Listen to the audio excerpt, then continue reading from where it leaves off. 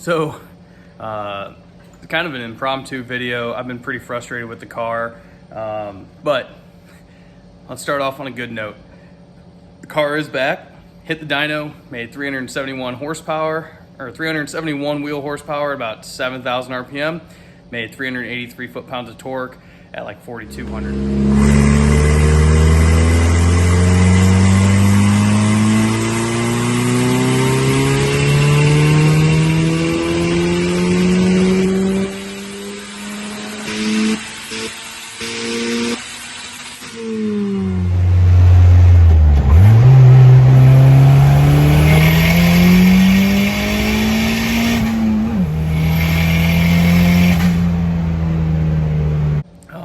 Made it on the drive back. It was about 4 hours or so, just over 250 miles from St. Peter's all the way down to Aurora, Missouri.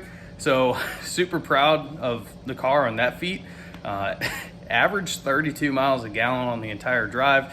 It was mostly highway, but overall did really well. Anyway, got it back yesterday. I was like, hey, you know what? I want to start working on this splitter, which I'll show you here in a second. But I pulled the car out because I was parked on the plywood. I'm gonna make the splitter out of. I pulled out of the driveway, backed out. Abby was pulling in, so I just pulled into this other bay.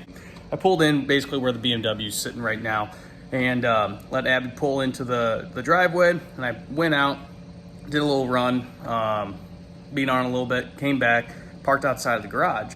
Anyway, moved the plywood, pulled the car back in, noticed a huge oil spot on the driveway. So jacked it up. And one thing that I have noticed is when I'm pulling into this side of the garage, I bottom out on something right on this little hump right here. I always thought it was the trans mount. Turns out it was the oil pan.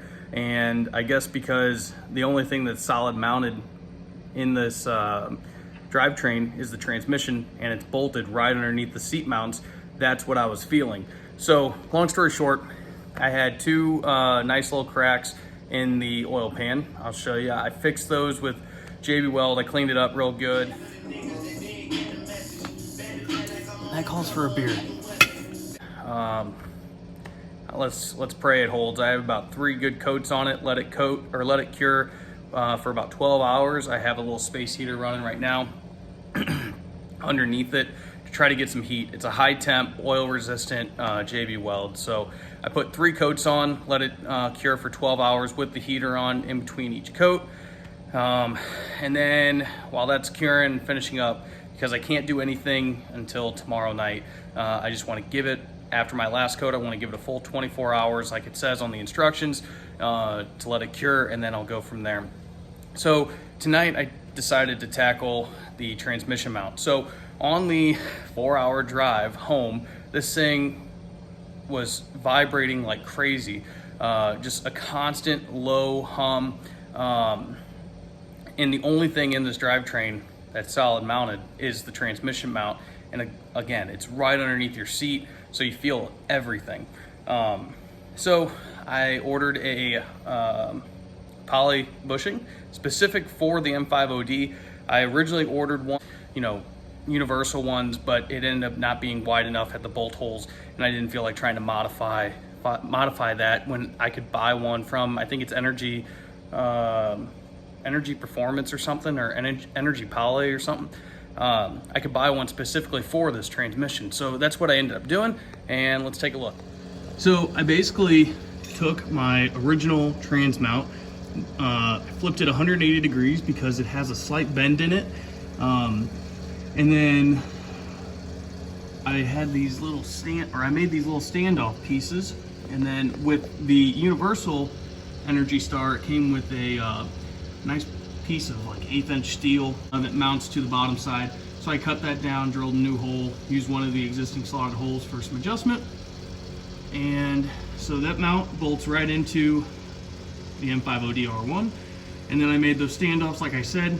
I might come back in and plate it, but overall it seems pretty strong so far. So I went ahead and did that. Overall, I think I kept drivetrain angles about the same. When I removed the other mount, I raised the transmission up probably 1/4 of an inch or so. And then when I just let the jack down, it sagged about 1/4 of an inch as well. So overall, pretty good.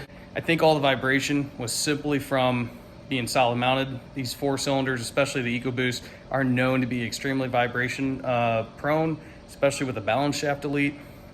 And I have like ADA Duro motor mounts. I don't know what this trans mount is, but it's Energy Suspension is who makes these polyurethane mounts. So anyway, I have the trans mount finished up, waiting on the oil pan to dry, that epoxy to dry, and I'll show you that right now just for a quick fix. So it's not super pretty, and I actually had 2 holes or 2 cracks. There was one right here and then one back here, closer to the oil drain. I actually think the oil one, or the one closest to the oil drain, happened before. Again, every single time I back out the driveway or out of the garage, I heard scraping, and I just assumed it was the cross or the trans mount, which those little tabs on the bottom right there, I did cut down. So anyway, I had one, the one closest to the oil drain that was leaking, and I always thought it was just the oil drain. I tried a new gasket last night, and the residual was still dripping like it was before. So I went ahead and looked a little bit harder and found the other crack that was closer there, but it's coming together. It's still a little wet right now because I just put on the 3rd coat. And I finally cut out the splitter out of some 1/2-inch plywood. I got all the mounts on. I just need to borrow the cable crimper tool from work. That way I can make those. I did a very simple mount, some D-rings up here, and then also, I don't know if you'll be able to see it, there's one up there above the blow-off valve. And those 4 mounts with the supports on the back, and I think I showed those in a video before, should be more than enough to keep this thing centered. So the ones on the back are going to keep the back from flopping down, and then also from going backwards. And then I have the 4 cables pretty well triangulated, so the fronts are very triangulated, and then the sides again are very triangulated, so it should keep it centered pretty well, or as centered as I can get them tensioned. And then from there we'll be good. I have plenty of extra plywood, so if I ever destroy this, which it seems like the car is low enough that I will destroy some, then I'll just build some new ones. Excuse me. Also, a meaningless modification was a Canon oil filter. I was gonna get a bigger one, but for street driving, with this being here, I just couldn't fit it here. What I might do in the future is create some 4-inch piping that comes down and over, and then do kind of a NACA in this vent right here. This seems to be a pretty good option right there. And overall, that's really the update. Car runs great. I was worried about how low the power was. Like I said, 371, 383.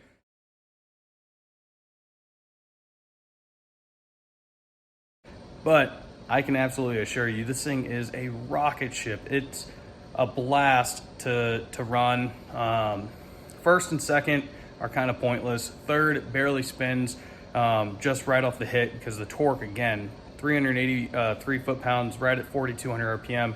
So right when you hit it, it lights up very quick, and it kind of spins the tires for a second, and then it catches up to itself, so seeing where it's spinning the gears, I think for road course stuff will be really good.